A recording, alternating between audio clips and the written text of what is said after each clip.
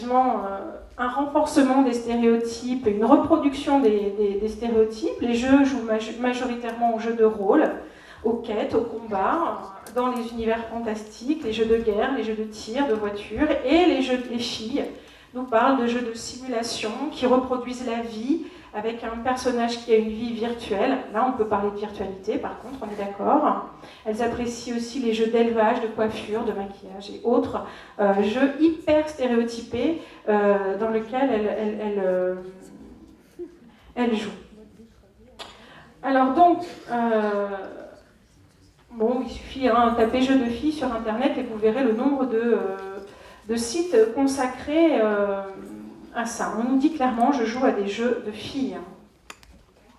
Alors, je vais terminer mon propos en vous disant que parmi les enseignements de ces deux études, il apparaît clairement que les usages d'Internet ne sont pas tant liés au sexe, et c'est vraiment quelque chose qui nous est apparu flagrant, mais clairement à des périodes de la vie.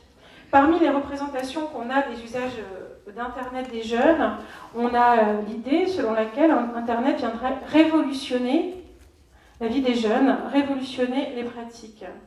Eh bien, on constate que, effectivement, si Internet permet, on va dire, d'assouvir plus facilement certaines passions ou certaines activités, l'outil n'en crée nullement de nouvelles. Regardez le tableau sous vos yeux, regardez celui-ci aussi. Regarder des vidéos, écouter de la musique, jouer, discuter, faire des recherches pour soi ou pour l'école. En fait, l'enquête montre que la toile que les jeunes tissent sur Internet va s'élargir avec l'âge et que leurs goûts vont être façonnés en fonction de l'âge. Les enfants jouent, les adolescents écoutent de la musique et passent beaucoup de leur temps libre en compagnie de leurs copains et de leurs copines à discuter. Quel enfant d'hier n'a pas eu pour principale activité le jeu? Quel adolescent d'hier ou d'aujourd'hui n'a pas eu pour principale activité écouter de la musique et passer du temps avec ses copains? Donc on est bien là dans quelque chose qui a à voir avec, qui n'est pas spécifique à Internet.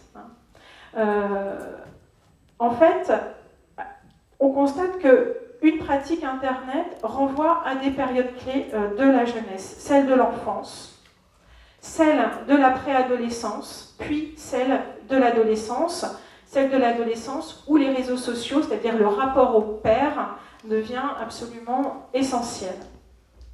Donc pour comprendre les pratiques d'Internet chez les jeunes, eh bien, il faut comprendre quelles sont leurs préoccupations, leurs intérêts personnels et sociaux. Bref, il faut comprendre la situation personnelle et sociale qui est la leur. Voilà, je vous remercie. Bon, merci Madame Conta. Vous avez apporté un éclairage sur les pratiques Internet des enfants et des adolescents et la question des risques et préjudices dans le cadre de leurs activités de prédilection. Comme vous l'avez dit, les inquiétudes des parents sur Internet. Donc nous allons donner rapidement la parole à l'association Callisto qui va aborder le sujet sur les usages des médias et nouveaux modes de séduction, quel impact sur la construction de l'identité sexuelle des ados. Vous avez la parole. Attendez un petit switch.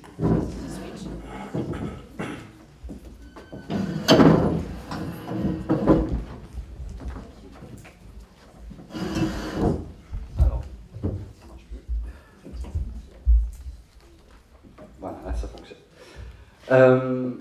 Merci aux organisateurs de cette journée, ma foi, fort intéressante, de nous avoir conviés. Callisto, rapidement, en 2 mots, est une association qui existe depuis maintenant 9 ans et qui intervient partout en France, dans l'environnement scolaire et extrascolaire, pour aller à la rencontre des enfants, des adolescents, mais aussi et surtout de la communauté éducative avec un grand E, parents et enseignants, pour essayer d'instaurer un dialogue autour de tout ce qu'on pourrait qualifier dans un langage très soutenu d'enjeux et risques liés à l'utilisation des outils du numérique, puisque maintenant parler d'Internet c'est un petit peu réducteur, tant les outils qui sont à la portée des adolescents sont nombreux.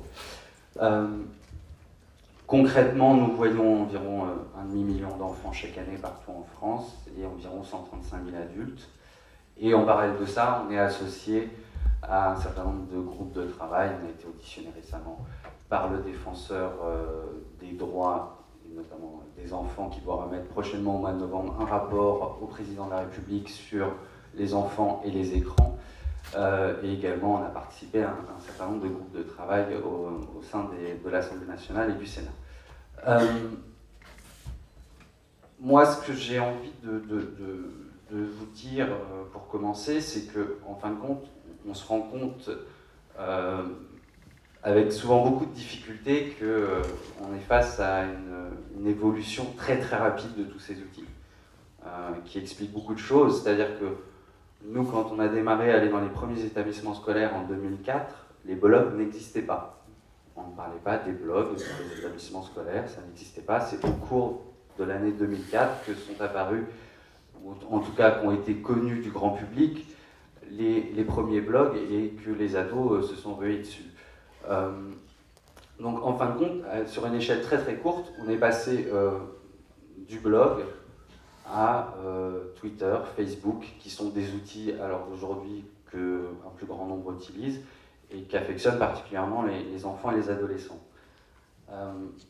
Autre révolution importante, on est passé du web traditionnel, entre guillemets, au web 2.0. Quelle est la différence entre les deux? Elle est simple, c'est-à-dire que dans une première partie de l'histoire d'Internet, on était plus, je dirais, des récepteurs. On consultait de l'information, alors que le web 2.0 a donné la possibilité à tous de pouvoir s'exprimer et d'envoyer des messages, et par conséquent de devenir émetteurs, évidemment, action que les enfants et les adolescents affectionnent tout particulièrement. Et ça aussi, c'est un fait important qui a marqué une réelle évolution dans les comportements, et notamment chez les adolescents. En parallèle, quand on regarde, et Barbara l'a évoqué, quand on regarde le taux d'équipement en France, on a considérablement rattrapé notre retard, et notamment en équipement en smartphone, puisque à l'heure d'aujourd'hui, la France, il y a plus de gens en fin de compte qui ont un smartphone dans la poche que d'ouverture de lignes fixes à la maison. Donc les enfants ne sont pas restés en reste, ne sont pas laissés en reste de ce postulat, dans la mesure où on constate une accélération d'année en année du taux d'équipement des enfants, et notamment avec ces outils qui leur permettent d'avoir en fin de compte accès à Internet dans la poche. En parallèle, pour remettre les choses dans leur contexte par rapport à la thématique qui nous habite aujourd'hui, on peut constater également que, à peu près un peu plus de 40 ans, on est passé d'une révolution, ce qu'on appelait à l'époque une révolution sexuelle, à aujourd'hui ce que moi je qualifie une véritable dictature sexuelle. C'est-à-dire que le sexe est omniprésent pour tout, sur tous les sujets, dans n'importe quel support. Et par conséquent, nous nous intéressons et nous commençons à nous intéresser chez Callisto, et nous proposons à partir du mois de janvier ce module, notamment aux établissements scolaires, à l'impact de la construction de l'identité sexuée face, même si je sais que vous n'aimez pas le mot impact,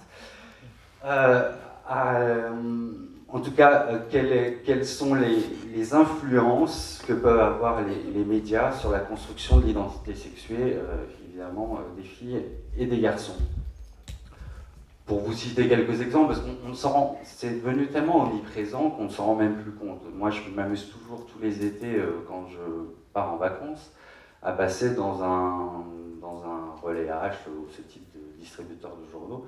Et c'est toujours hallucinant de voir à quel point, au mois de juillet, pendant les périodes estivales, les magazines féminins regorgent de sujets, je dirais, complètement orientés sur des thématiques un petit peu olé-olé, qui sont laissés, je dirais, comme ça, en libre service, et que n'importe quel gamin qui passe devant peut consulter comme il le souhaite. On se souviendra également de publicités télévisuelles qui vont également dans ce sens, où maintenant on ne peut plus vous vendre une voiture ou une glace sans vous montrer systématiquement quelqu'un de dénudé, et souvent une femme bien sûr. Alors, Internet, quand on cherche à regarder les postulats qui s'imposent dans les rapports de séduction et dans les rapports filles-garçons, il est clair que ça a changé beaucoup de choses. Ça a changé beaucoup de choses, non pas fondamentalement et intrinsèquement dans la manière dont fonctionnent les filles et les garçons, ça ne change rien, mais dans la facilité que... Pas de pile. Plus de pile.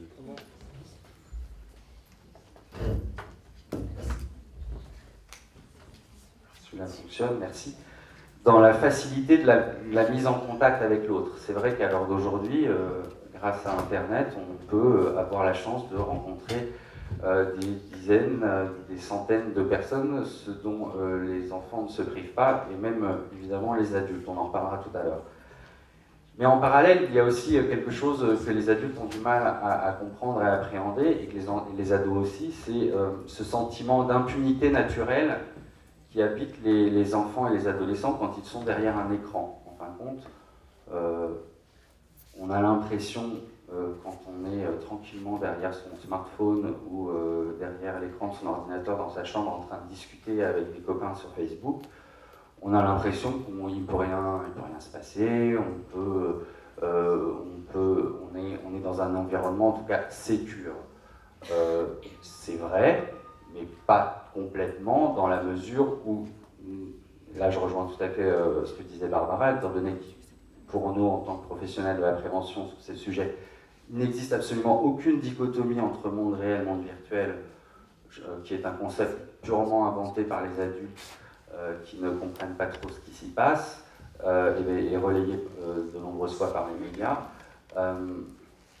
Donc, quand on est derrière son écran, dans l'inconscient des enfants, on est vraiment, comme on est à la maison, il ne peut pas se passer grand-chose, il ne peut pas nous arriver grand-chose. Et pour les parents, c'est aussi un gage de sécurité, puisque de nombreux parents avec qui on discute préfèrent alors d'aujourd'hui savoir leurs enfants tranquillement à la maison, avec cette nouvelle babysitter formidable qui est Internet, plutôt que de les savoir traîner dans la rue.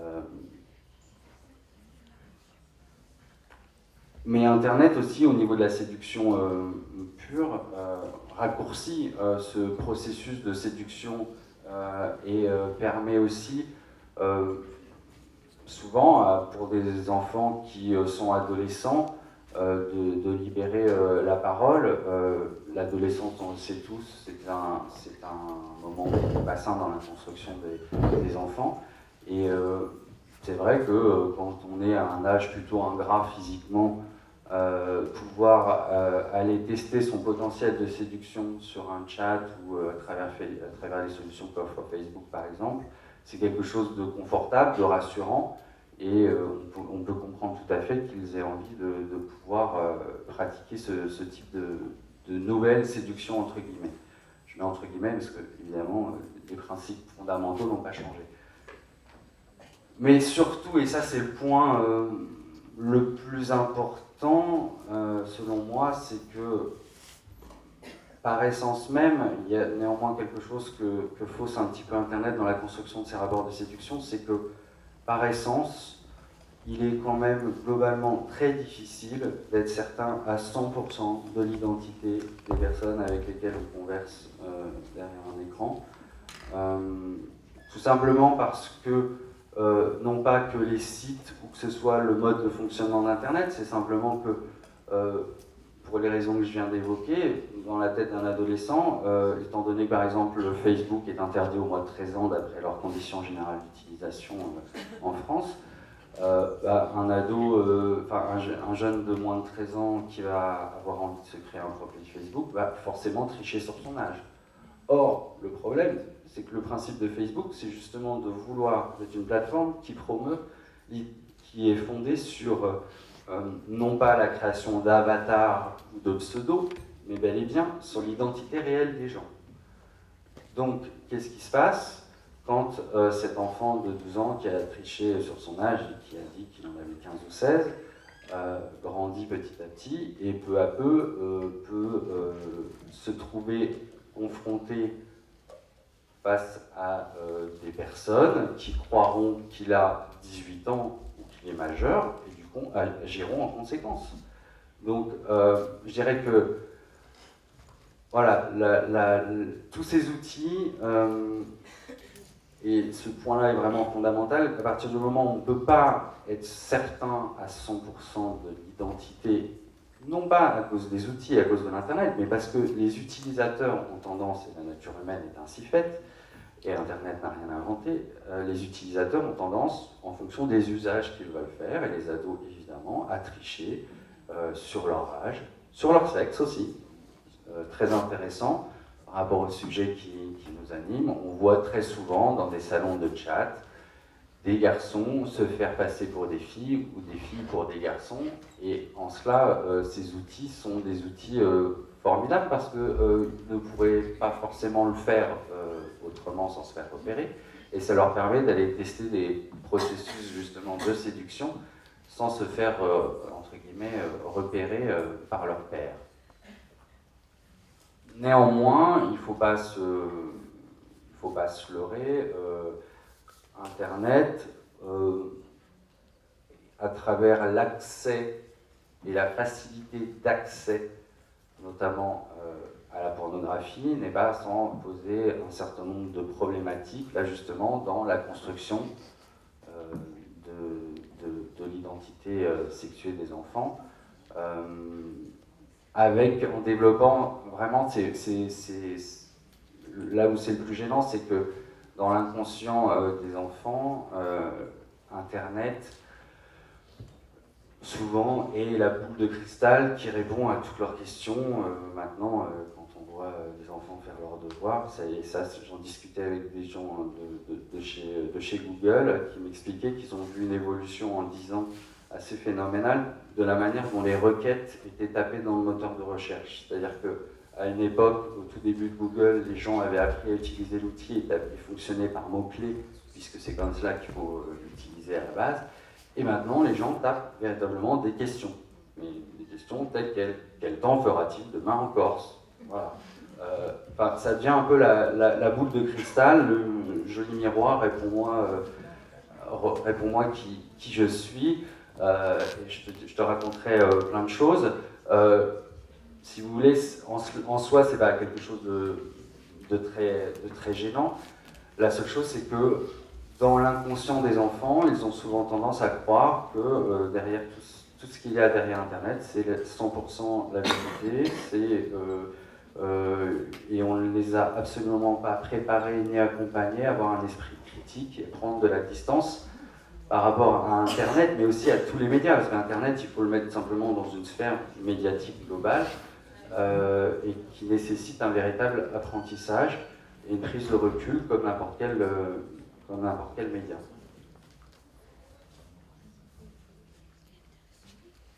On voulait rapidement, puisque je suis venu avec Benjamin qui est notre chef, on va dire, notre responsable de toutes les équipes des 25 animateurs qui parcourent la France. Et on voulait vous montrer un petit support qui n'a plus lieu d'être maintenant, puisque, comme le répétait à juste titre, le disait à juste titre Barbara, c'est vrai que MSN est de moins en moins utilisé chez les ados et au profit de Facebook. Petit support que nous avons constitué pour montrer un petit peu la manière dont parfois les ados peuvent se comporter grâce à ce sentiment d'impunité que développe l'écran. Je te laisse la parole. Bonjour à tous. Alors, le petit résumé qu'on en a fait, qui est un vrai exemple, une fois que ça sera lancé, ça sera déjà un peu plus captivant. Voilà. Je m'excuse pour le langage, et encore là c'est bien écrit, mais c'est tel qu'écrivent à peu près les jeunes d'aujourd'hui, même si c'est vrai qu'on a un petit peu changé suivant le cas de figure, etc. Enfin, bref. Déjà mise en situation, vous voyez qu'à l'écran il y a deux couleurs d'écriture. La noire, c'est tout simplement un jeune homme avec lequel on discute. Linda, c'est moi. Linda, 16 ans, c'est moi. Création virtuelle, montée de toutes pièces, aucune existence. Mais évidemment, le jeune homme qui est en train de se faire piéger n'en a aucune idée. La conversation que vous allez voir là, en temps réel, s'est déroulée en une demi-heure, 3/4 d'heure maximum. Voici ce qui se passe. Donc très rapidement, présentation. Donc Denis, 13 ans, donc voir évidemment mon MSN, et puis un petit intérêt pour lui. Évidemment. On rentre dans la discussion. Alors à l'époque aussi où MSN était vraiment à la mode, les blogs l'étaient aussi. On lui demande s'il a un Facebook ou un blog. Il a un blog, il nous donne l'adresse, nous nous rendons dessus. Donc, vous avez alors, bon, jusqu'à présent on ne l'a pas fait, mais moi je me lève. Explication rapide. Hein. La jeune fille que vous voyez ici à l'écran, c'est pas Linda, c'est une photo publiée sur le blog du jeune homme. Le jeune homme, il est ici. C'est ce qu'on appelle une photo de profil. C'est vrai qu'à l'époque, sur les blogs, beaucoup d'adolescents utilisaient un pseudo, mais utilisaient leur véritable photo, évidemment, pour s'identifier entre même personnes d'un collège ou d'un lycée. Ce qui est intéressant sur son blog, c'est qu'on peut obtenir plusieurs informations personnelles, notamment la ville dans laquelle il habite, à savoir Bondy, près de Paris. Cet élément a l'air complètement anecdotique, puisqu'on n'a pas son adresse, mais on s'en sert quand il nous demande où nous, on habite. Petite recherche sur Internet, localiser la ville, Bondy, on regarde les villes situées aux alentours, on prend Montreuil et on lui fait croire qu'on habite là-bas. J'insiste que cette conversation, même si évidemment on est passé très succinctement sur certains propos, on ne l'a pas montée. C'est-à-dire que tout ce que vous voyez là, c'est réellement passé, même si on l'a raccourci. J'insiste, on ne lui a pas forcé la main. C'est lui qui, en un quart d'heure de discussion, nous a proposé un rendez-vous dans la vie réelle. Bah oui, on est voisins. En même temps, c'est bien parce que la jeune fille est célibataire et qu'elle a 16 ans. Je précise également, parce que je ne l'ai pas fait, qu'on lui a envoyé une photo de nous. Photo récupérée sur Internet. Mais ça rend plus crédible la chose.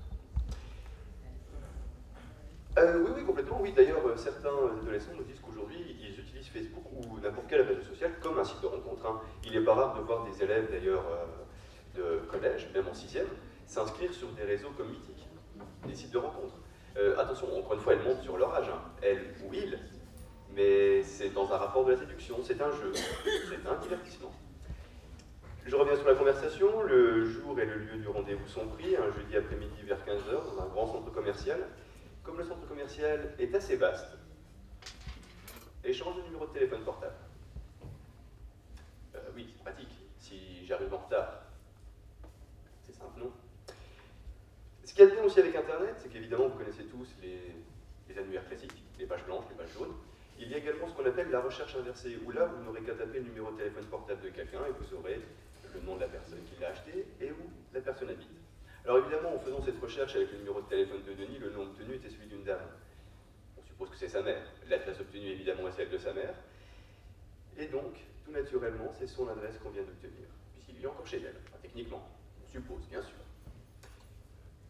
Évidemment, quand on parle de cela, notamment avec les parents, leur premier réflexe, c'est de se dire les pédophiles. Ah oui, ça existe, c'est une réalité, mais Internet n'a rien inventé. Et d'ailleurs, si les enfants en sont victimes, c'est pas forcément des gens qui se trouvent à l'autre bout du monde, c'est très souvent dans leur cercle familial que ça se passe. Contrairement à beaucoup d'idées reçues, mais qu'il y a des exceptions, c'est un fait. Bref, je reviens à la conversation. On continue à discuter. Il nous demande dans quel collège on va, etc. Échange. Il nous donne le nom de son collège. Simple recherche sur Internet, on peut obtenir évidemment l'adresse du collège, aucun problème. Donc pourquoi pas aller attendre devant le collège, hein, pour différentes raisons, parce qu'on peut très bien imaginer aussi que c'est pas forcément un pervers ou un pédophile, mais juste l'un de ses camarades qui veut se venger de lui. Et le meilleur moyen pour se venger, c'est de se créer un profil bidon au nom d'une jeune fille, de lui donner un jour et une heure de rendez-vous et de l'attendre. Ça marche très bien. Évidemment, le jeune homme ou la jeune fille qui en est victime, puisque dans les deux cas ça se produit, est généralement assez surpris. Et puis après, pour conclure là-dessus, on peut imaginer toutes sortes d'itinéraires, de chez nous à chez lui, de chez lui au collège, etc. Une étude publiée là pendant les grandes vacances faisait état qu'avec les réseaux sociaux, c'est les cambriolages qui se sont améliorés. Parce que quand on parle d'un numéro de téléphone portable, d'obtenir une adresse, évidemment, encore une fois, je le répète, on pense aux pédophiles. Mais les cambrioleurs, eux, ils s'en servent aussi. Le nombre de personnes, et quand je dis personnes, c'est aussi bien les ados que les adultes, qui marquent des renseignements personnels sur leur vie. Les dates de vacances, les photos prises chez eux aussi. Oui, alors ça, le week-end, c'est génial, hein. Je pars en week-end, merci. Il manque pour certains cas juste de savoir quel est le digicode de leur porte ou tout simplement où ils plantent la clé de secours. Très franchement, j'exagère même pas. Hein.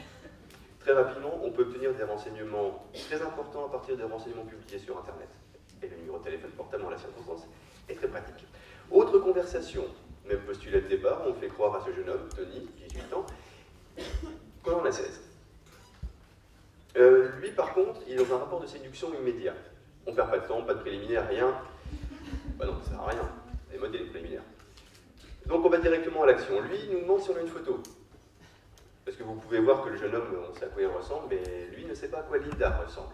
On a récupéré une photo, mais des plus médiocres sur Internet, on lui envoie, il est très content. Donc on continue à discuter, il nous demande si on a une webcam. Bah oui, une sorte de striptease interposée. On lui répond que non, on n'en a pas. Oui, on est prudent. Oui, c'est vrai, vous avez raison, parce qu'il aurait pu se douter de la supercherie, surtout en me voyant. Oui, c'est la barre, je sais, ça me trahit toujours. N'empêche qu'on continue à discuter, et le jeu de séduction se passe non pas par webcam, mais par photo interposée. Donc très rapidement, voilà, on discute. La première chose que lui nous envoie, c'est cette photo. Alors il ne prend pas trop de risques, parce que vous pouvez remarquer que c'est la photo de profil.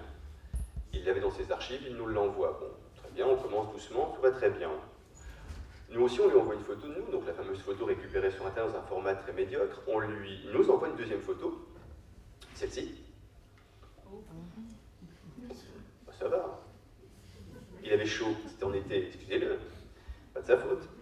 Donc on lui renvoie une nouvelle photo, discussion continue, etc. Une nouvelle photo, celle-ci. Bon alors là, je suis désolé, mais on a volontairement caché le visage, mais je peux vous garantir que c'est bien lui. On n'a pas fait de montage, c'est bien lui. La discussion se poursuit, etc., etc., etc.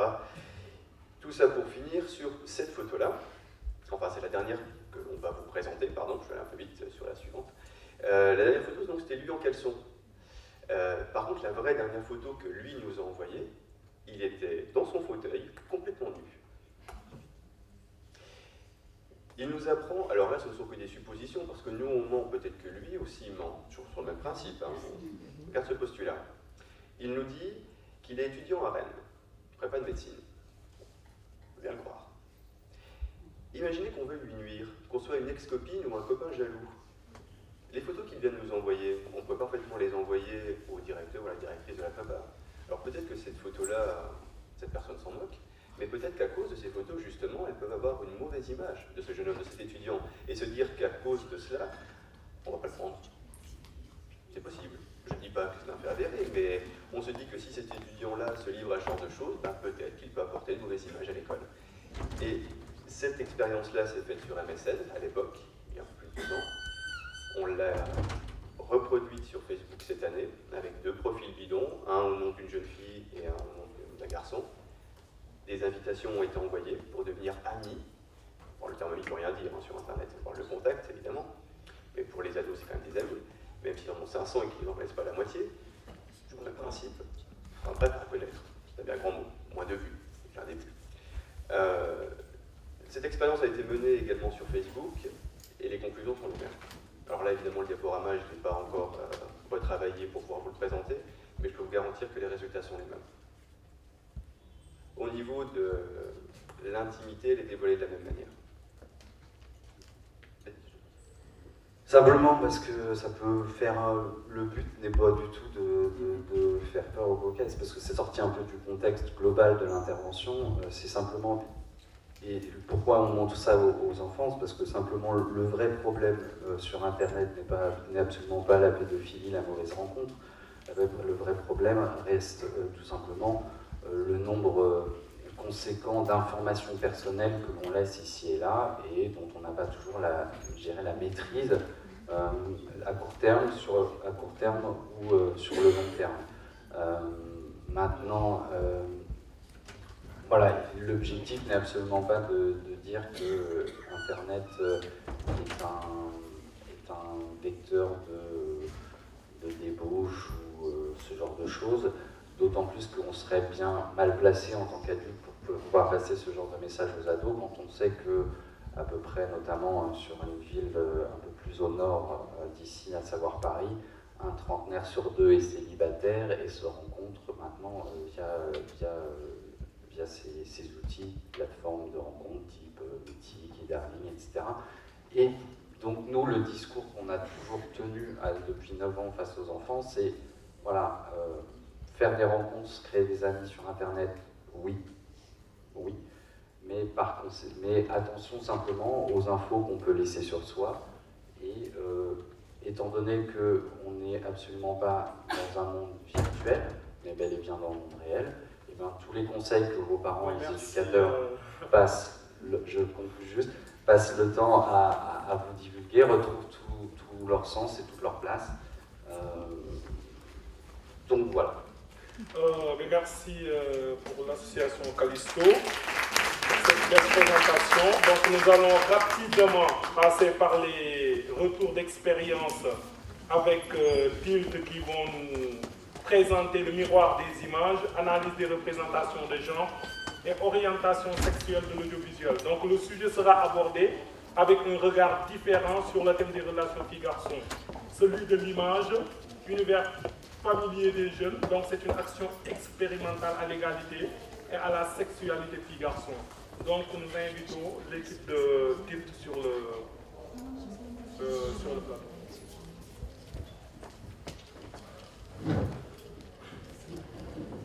Tilt.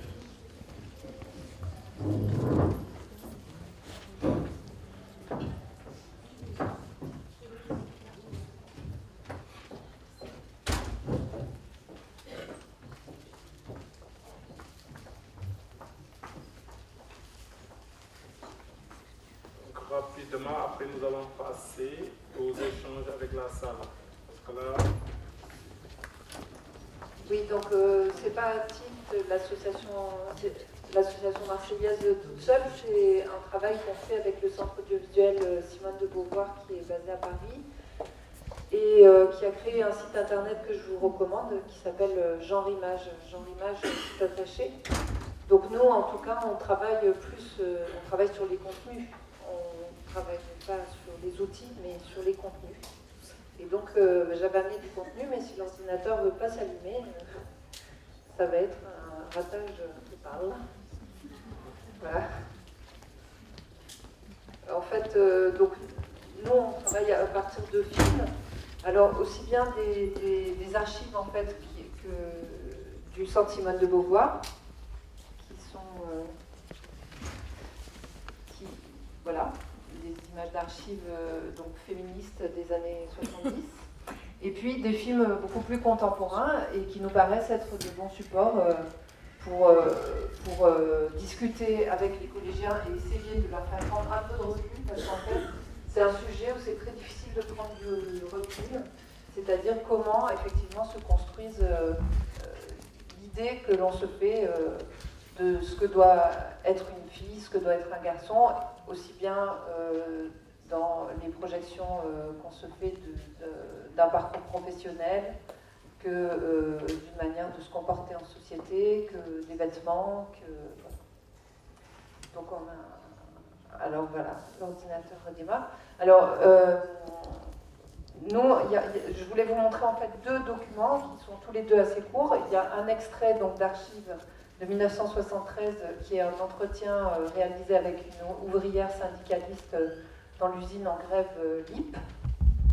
Et donc ça, bon, je ne vous en dis pas plus, vous allez voir, c'est un document qui produit en général tout de suite un électrochoc dans la classe et qui a pour visée en fait de faire la relation entre racisme et sexisme, puisque voilà, la plus grande difficulté qu'on a pour aborder ces questions, c'est que c'est tellement engrammé dans notre éducation, dans tout ça, que c'est très difficile d'arriver à faire un pas de côté sur ces questions. Et c'est vrai que ce document, il est assez pratique pour ça. Donc ça, c'est sur le DVD. Donc, certainement, nous avons un problème technique. Ça va arriver. Ah.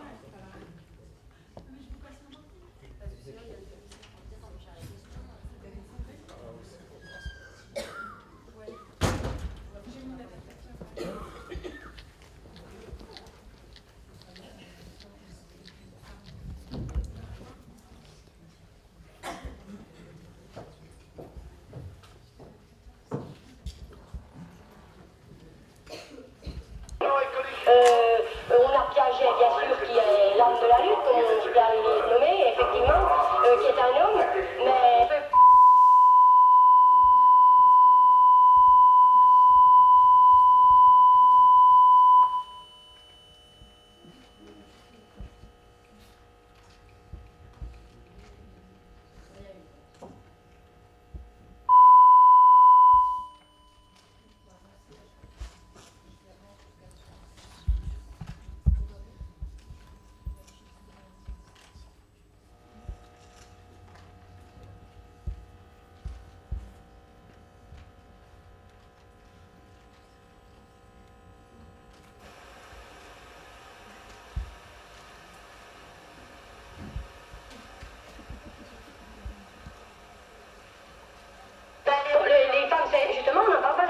toujours les travailleurs. Moi, j'aimerais bien qu'on dise à chaque fois les travailleurs et les travailleuses. Parce que chez LIP, je crois qu'il y a à peu près 800 femmes, 400 hommes et 100 cadres. Je les compte à part, hein.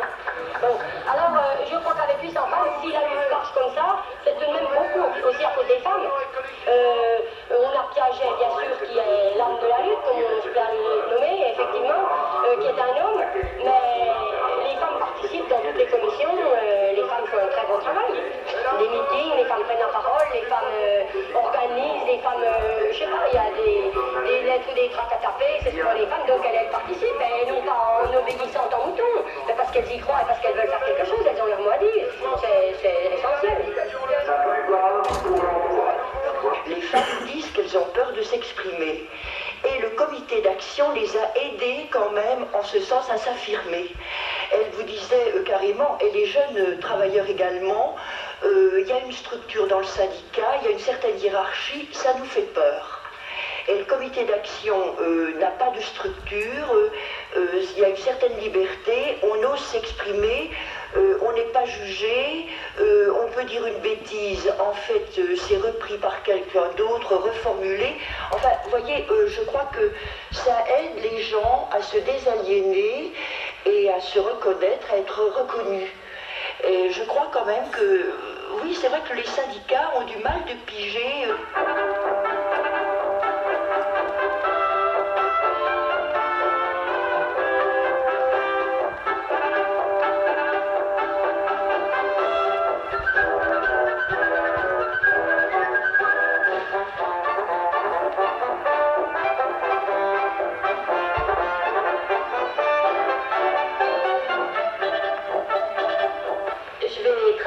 Un petit peu ce qui se passe chez LIP à propos des femmes. Hein. Mais je vais remplacer à chaque fois le mot homme par le mot blanc et le mot femme par le mot arabe. Alors à chaque fois que je dirais les arabes, ça veut dire les femmes. Alors donc chez LIP, il y a la moitié de blancs et la moitié d'arabes. Naturellement, les grands chefs sont des blancs. Il n'y a pas de grands chefs arabes. Les grands chefs blancs pensent, réfléchissent et parlent. Nous, les Arabes, on pense, moi je le sais puisque je suis un Arabe, on réfléchit. Mais les grands chefs blancs, ils ne peuvent pas le savoir qu'on réfléchit, puisqu'on n'a jamais le droit de dire à quoi on a réfléchi. Alors seuls les grands chefs blancs mènent la lutte. Et nous, les Arabes, on suit. Remarque qu'il y a aussi, à part les Arabes, il y a des Blancs qui ne sont pas des grands chefs. Il y a beaucoup de petits Blancs. Ils n'ont pas beaucoup la parole. Mais quand même, quand ils disent quelque chose, c'est moins mal vu que quand c'est un Arabe. Et ces petits Blancs, dans certains cas, ils sont quand même du côté des grands chefs Blancs. Par exemple, tiens, en ce qui concerne les problèmes d'Arabes. C'est vrai, les Arabes, on a des problèmes d'Arabes. Puis les Blancs, ils ne peuvent pas comprendre, tu vois, ça les dérange. Par exemple, on n'a pas les mêmes maladies qu'eux. Ces Arabes, ça a un ventre compliqué. Les grands chefs blancs, ou tous les blancs d'ailleurs, quand ils ont des maladies, c'est des maladies nobles, c'est des choses vraies, des problèmes sérieux. C'est pas comme ces Arabes qui se plaignent pour tout et pour rien, et qui dérangent. Alors, évidemment, en ce qui concerne par exemple la lutte, on peut dire que tout le monde sera défendu, même les Arabes. Il y a une bonne raison pour ça, je vais te dire pourquoi, c'est que cette usine ne peut pas tourner sans les Arabes. Alors, pour l'emploi, on sera tous défendus avec impartialité. Évidemment, les Blancs, leur rêve serait d'être une usine de Blancs. Tout serait tellement simplifié, c'est fou. Puis il y a quelque temps, les Arabes, on était un peu récalcitrants pour les tâches. Alors, pour tous les petits travaux, tu vois. Et les grands chefs blancs ont dit, on va se mettre nous aussi à faire ces tâches humbles, tout ça, on va montrer l'exemple.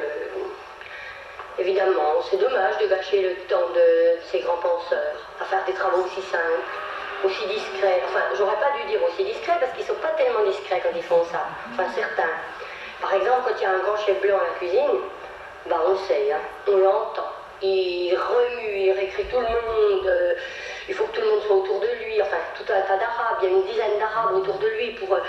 éplucher les oignons ou passer les plats. Et les Arabes qui sont là, on n'en fait pas de cas, on ne sait pas leur nom. C'est des Arabes, c'est normal. Ils sont 10, ils sont 20, on les compte plus, ils n'ont pas de nom. On ne les remarque pas comme un grand chef blanc qui a daigné venir à la cuisine. De toute façon, dans la lutte, les Arabes qui n'ont pas la parole, on leur recommande quand même de se rendre utile. Ils doivent même se rendre utiles. Comme je le dis, passer les plats, faire les nettoyages, monter la garde, taper à la machine ce que les grands chefs blancs ont pensé et élaboré. Mais pour la stratégie, on ne leur demande jamais leur avis. De toute façon, un arabe, ça doit rester discret. Que ce soit dans son travail ou pour le tout, un arabe qui va changer le papier des chiottes ou tout ça, ça fait pas de bruit. On trouve ça normal, c'est un boulot d'arabe. On va quand même pas s'épater parce qu'un arabe a fait du nettoyage. C'est fait pour ça, un arabe. Et puis, il y a aussi des arabes qui ont en quelque sorte renié leurs frères de race, c'est-à-dire qu'ils n'admettent pas tellement qu'il y a des problèmes d'arabes. Ils n'aiment pas entendre parler de ça parce qu'ils savent que ça dérange les blancs, alors pour pouvoir être bien avec les blancs, ils ne parlent pas de ça. Et ils vivent dans l'ombre des blancs. Et ils se croient un peu blanchis à cause de ça, tu vois. Mais ils se trompent parce que quand il y a des grandes décisions à prendre ou des actions secrètes, eh bien les blancs ne mettent pas les arabes dans le coup, ne les mettent pas dans la confidence, même s'ils sont toujours avec eux. Évidemment, on ne peut pas faire confiance à un arabe. Et puis, il y a quelque temps, par exemple, je vais te dire encore un autre exemple. Un jour, au collectif, Christiane et moi, on a un peu oublié qu'on était arabes. On nous l'a très vite rappelé. Voilà, il y avait un grand permanent syndical qui vient et qui arrive, qui dit « Je voudrais quelques lips pour m'accompagner à la police, ça m'embête d'aller tout seul. » On était déjà très contente parce qu'il n'avait pas dit quelques gars, comme il dit d'habitude. Alors quelques lips, Christiane et moi, on a levé le doigt. On a dit « On veut bien aller ». Qu'est-ce qu'on n'avait pas fait là? Comment veux-tu qu'un grand chef blanc accepte d'être soutenu à la police par des arabes? C'est invraisemblable, impensable. Les arabes, c'est de la merde.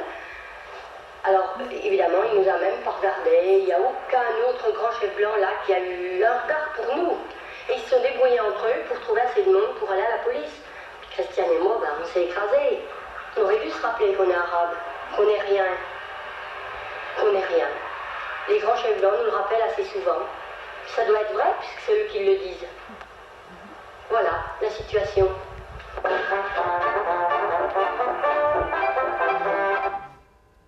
Voilà. Du Centre Simone de Beauvoir. Et j'ai amené un autre document, en fait, mais je ne sais pas si j'ai le temps de le montrer, qui fait 7 minutes. Voilà. Parce qu'en fait, ça, c'est un document qui nous permet, disons, de mettre un peu les choses en perspective. Comme j'ai dit tout à l'heure, de faire une sorte d'électrochoc dans la classe, parce que, bon, évidemment, il y en a toujours un qui dit mais pourquoi les Arabes? Mais c'est bon, qui réagit assez mal, donc ça permet d'avoir une bonne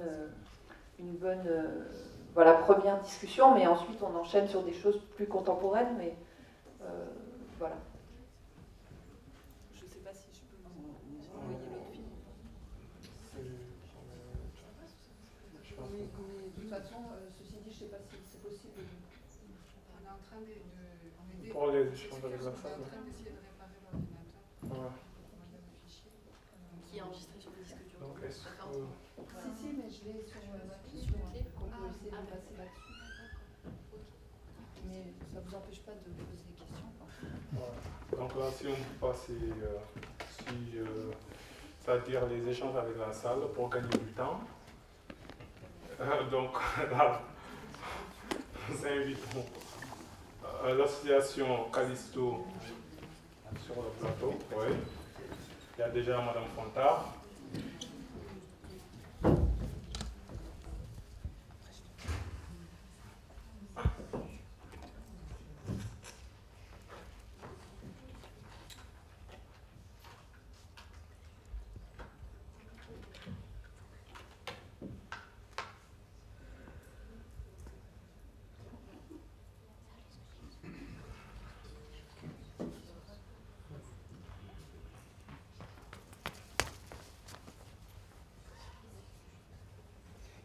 Non, ça va, c'est bon. Oui. Ah bah, c'est fonction.